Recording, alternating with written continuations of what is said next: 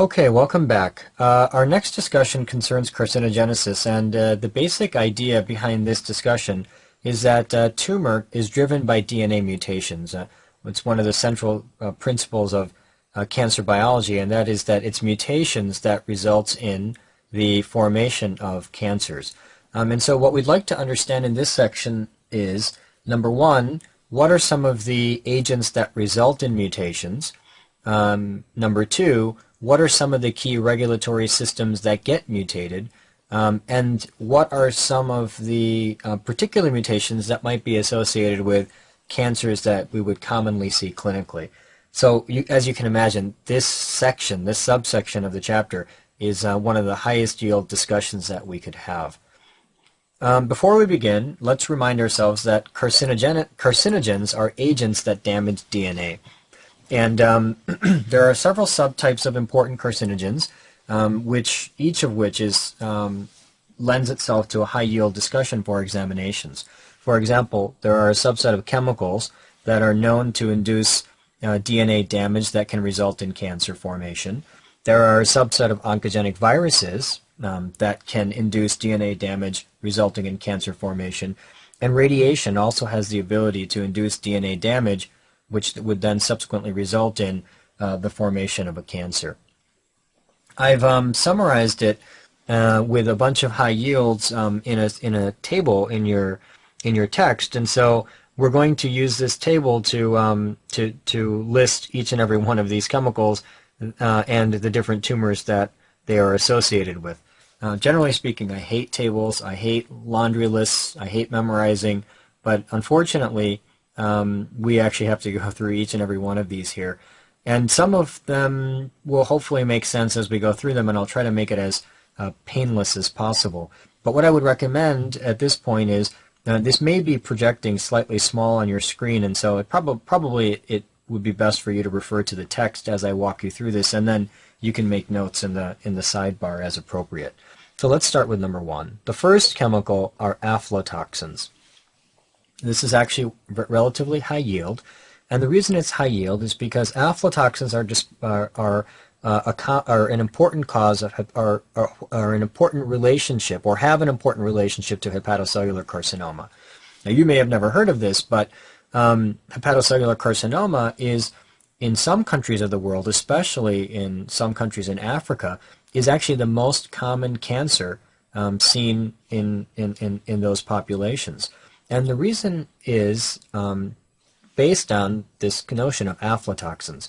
Now, what are aflatoxins? Aflatoxins are derived from aspergillus, and what happens is the aspergillus can contaminate stored grains. So let's say that there's a region of the world where grains are stored after harvest.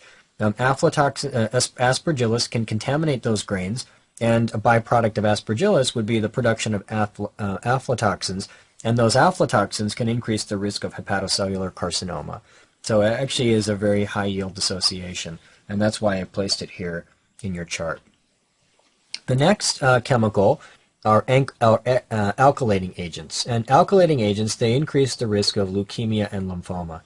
Now, I don't think this is going to be too hard for you to remember, because if you go back to pharmacology, you're well aware of the fact that when we treat patients with cancer, when we treat patients who have cancer with an alkylating agent, one of the complications of those chemotherapeutic agents is that there's an increased risk for the development of leukemia and lymphoma years down the line, so that they can get secondary leukemias and lymphomas, 5 or 10 years down the line. So it is a side effect, a long-term side effect of chemotherapy.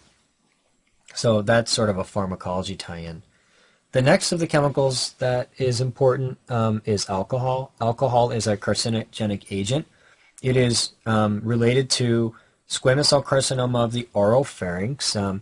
You know that the two major risk factors for development of oropharyngeal carcinoma, i.e. carcinoma of the throat and the mouth, is both alcohol and tobacco. And so that's an important association. Similarly, alcohol is related to squamous cell carcinoma of the upper esophagus. There's an association of alcohol with pancreatic carcinoma. You're well aware of the fact that alcohol causes chronic pancreatitis, and one of the complications of chronic pancreatitis is pancreatic carcinoma. So you could kind of put that sequence together: alcohol, chronic pancreatitis, and pancreatic carcinoma. And then the final is alcohol's relationship to hepatocellular carcinoma. And remember that alcohol trashes the liver. It can create multiple pathologies in the liver. One of the relatively more common pathologies would be cirrhosis, and cirrhosis increases the risk for hepatocellular carcinoma. So alcohol and its relationship with these multiple carcinomas is relatively important. Another important chemical is arsenic. The way by which I remember arsenic is sort of twofold. Arsenic increases the risk for squamous cell carcinoma of the skin. The way I remember that is to go back to a little bit of history. Women at the turn of the prior century, women who used to work in England out in the field, didn't want people to know that they were actually working, and so they didn't want to show their skin had become tan by the sun when they would be working out in the field. So they would apply arsenic to their skin, and arsenic would cause lightening of the skin. Now, unfortunately, one of the complications of using arsenic on the skin was that these individuals would develop squamous cell carcinoma of the skin. And so that's an association to be familiar with. Generally speaking, arsenic and skin are kind of related. You know that arsenic poisoning can occur in certain patients, and the way by which you can test for arsenic poisoning is to clip the fingernails or remove, or sometimes remove the hair, and arsenic can often be found in fingernails and hair, which are kind of derivatives of skin as well. So, I don't know, there's multiple ways to remember that. Another association with arsenic is lung cancer, and the way I remember that is that arsenic is actually present in a cigarette smoke, and so it's not hard to imagine, since cigarette smoke contains about 40 plus carcinogens, that arsenic would be related to lung cancer. And the final relationship of arsenic is that of arsenic with angiosarcoma of the liver, maybe relatively a little lower yield on our list here, but anyway, there is an association there. Asbestos, we're all well aware of. Asbestos, what's important to know is that asbestos increases the risk for both lung cancer and mesothelioma. Remember that mesothelioma is a cancer that arises from the mesothelial cells of the pleura. And asbestos increases the risk for both lung cancer and mesothelioma. And here's the super high yield concerning asbestos. And that is, patients who are exposed to asbestos are far more likely to develop lung cancer than they are mesothelioma. Let me repeat that, super high yield. Patients exposed to asbestos are far more likely to develop lung cancer than they are mesothelioma. Okay, so that's that. Now we go to cigarette smoke. Cigarette smoke is a very important carcinogen to be aware of. It's associated with oropharynx, carcinoma of the oropharynx, as I've already kind of stated above when we talked about alcohol. It's also associated with squamous cell carcinoma of the esophagus. It's associated with lung cancer. That, I think, is obvious. We're all familiar with the fact that cigarette smoke is the sort of the leading risk factor for lung cancer. And then important to know as a derivative of that point that the most common carcinogen worldwide is cigarette smoke. 1 billion people worldwide smoke. That number still shocks me, but regardless, 1 billion people worldwide, they smoke. And the most probably the most important carcinogen within cigarette smoke, recall that I mentioned that there are about 40 carcinogens in cigarette smoke, for example, arsenic, but the most important carcinogen in cigarette smoke are polycyclic hydrocarbons. These are particularly mutagenic. Now, that's some of the classic tumors that are associated with cigarette smoke, but I want to remind you that also associated with smoking and cigarette smoke is kidney and bladder cancer. Now, generally speaking, the urothelium, which is the lining of the collecting system of the kidney, the bladder, the ureters, and a portion of the urethra, that entire system is lined by urothelium. And the key risk factor for urothelial carcinoma, cigarette smoke, cigarette smoke, cigarette smoke. And the idea here is that when a patient smokes, the carcinogens get into the blood, and then they get filtered by the kidney, and they get concentrated in the urine. And when they get concentrated in the urine, they sort of hang out in the bladder and in the ureter and in the collecting system as fluid is sort of washing those areas. And basically the entire collecting system, the entire urothelium is being bathed with carcinogen constantly over a period of years. And so cigarette smoke is the key risk factor for both kidney and bladder cancer. All right, so that's the association with cigarette smoke. Now, nitrosamines, the next one on the list, is highly associated with stomach carcinoma, and it's found in smoked foods, and it's responsible for the high rate of stomach carcinoma in Japan. Let me just take you back for a second. If you haven't studied stomach yet, you will eventually hear this, but stomach cancer is actually divided into two types of cancer. You can get something called an intestinal type of stomach carcinoma, which is the more common type of stomach carcinoma, and the second type of stomach carcinoma is the diffuse type. Nitrosamines are related to the intestinal type of stomach carcinoma, and we'll give you a little more detail later on when we actually do the GI lectures, but let's just sort of put this away in your brain right now, and that is that nitrosamines are related to the intestinal type of stomach carcinoma.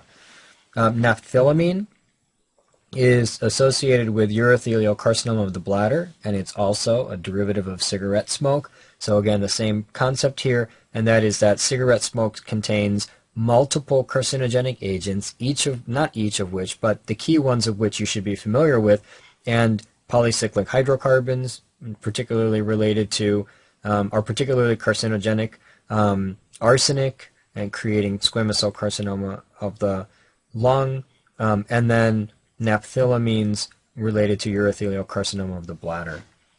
Vinyl chloride associated with angiosarcoma of the liver.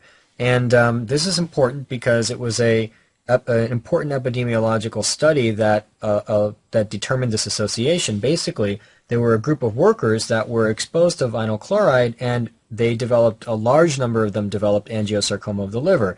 And that occupational exposure was well studied, and so therefore it makes for a high yield question. In particular, those workers were using vinyl chloride, and you know that vinyl chloride is one of the substances used to make pipes. When you go to Home Depot or one of these home improvement centers and you see pipes present, one type of pipe that can be purchased are those plastic pipes called PVC pipes. And so PVC pipes, part of the PVC requires vinyl chloride. Not that those pipes are particularly carcinogenic, but the vinyl chloride could potentially be carcinogenic if an occupational exposure occurred. And so there's an association there with angiosarcoma of the liver. Another important association, and the last in this particular list, is nickel, chromium, or beryllium, nickel, chromium, beryllium, or silica, and these are associated with lung cancer.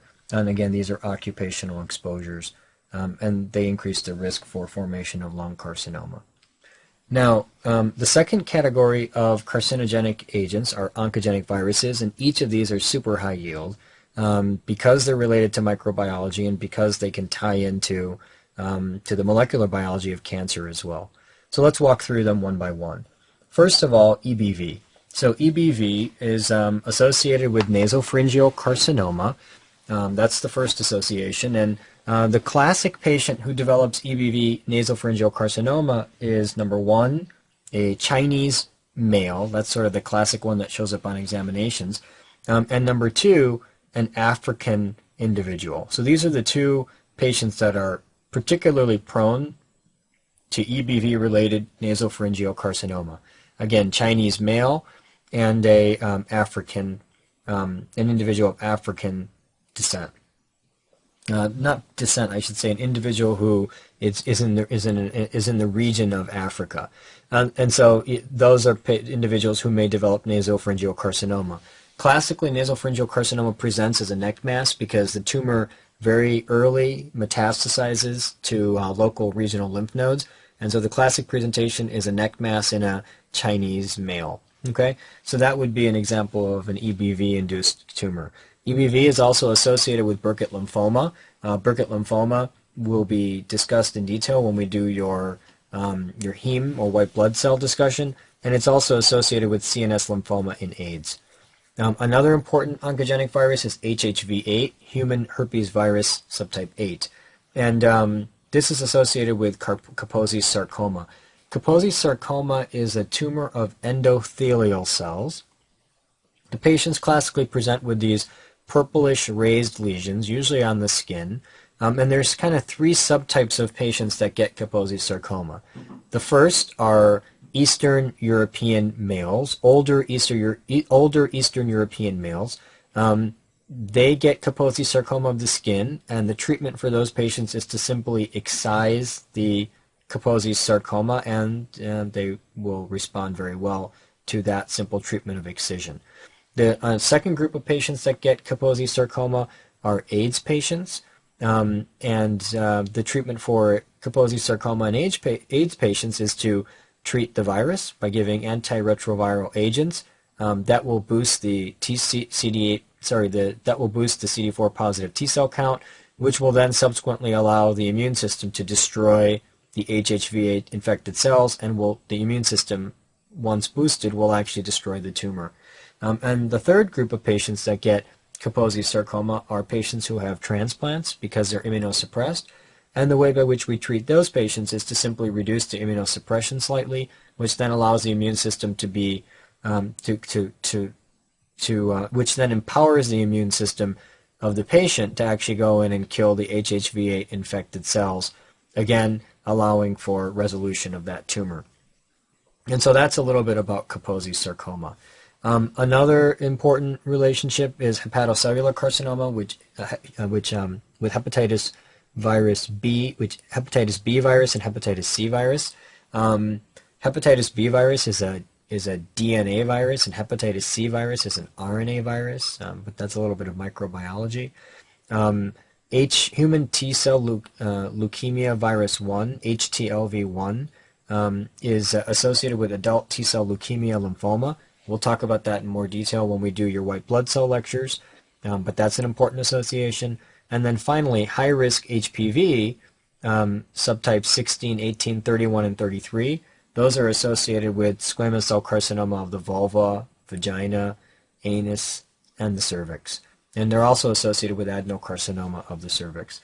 And so these are some high-yield viruses that are associated with tumors, and you're going to hear about most of these viruses again when we do systemic pathology. So really what I'm doing here is I'm just planting a seed in your mind, and I'm going to water it a little bit later. So those are the oncogenic viruses that are associated with tumor formation. Also, a third category of carcinogenic agent is radiation. And radiation can actually be subdivided into two types: ionizing and non-ionizing. Ionizing radiation is that which would be seen in a nuclear reactor accident. Unfortunately, they do occur, as we're well aware, especially with recent news. And so ionizing radiation does increase the risk for particular cancers, such as classically papillary carcinoma of the thyroid. For example, children that were exposed to the Chernobyl nuclear accident, there was an increased risk of, or an increased rate of development of papillary carcinoma of the thyroid among those kids. Also, there was an increased risk of development of AML, and also an increased risk in patients exposed to development of CML. So AML, CML, and papillary carcinoma of the thyroid are the three cancers that are associated with ionizing radiation. Now, I want you to remember, I've already mentioned it once, but here we're going to review it one more time, and that is the mechanism by which ionizing radiation actually increases this risk is by the generation of hydroxyl free radicals. So water within tissues gets hit by the ionizing radiation, and as a byproduct of that damage, hydroxyl free radicals are generated, and those hydroxyl free radicals can damage DNA, increasing the risk for mutations, increasing the risk for formation of cancer. So that is ionizing radiation. The second type of radiation is actually non-ionizing, and non-ionizing radiation, the notion here is that non-ionizing radiation can occur in multiple subtypes. The most common type is UVB sunlight, and that is actually the most important. Now, non-ionizing radiation is associated with three types of cancers. All of them are skin cancers: basal cell carcinoma of the skin, squamous cell carcinoma of the skin, and melanoma of the skin. So these are the three key tumors that are associated with non-ionizing radiation. Non-ionizing radiation, what it does is it damages DNA by creating nicks within the pyrimidine dimers of DNA. Now these nicks within pyrimidine dimers within the DNA are normally excised by a restriction endonuclease enzyme, and so that's the way we normally handle these. However, excessive exposure to sunlight, in particular UVB light, will produce excessive damage of DNA, which will eventually overrun the ability to repair that damage. Do you know the name of the disease in which these restriction endonucleases are not functioning or are mutated, and therefore the patients have a high propensity of development of skin cancers? Okay, excellent. The name of that disease is xeroderma pigmentosum, and we'll talk about that disease in more detail when we do your skin lectures.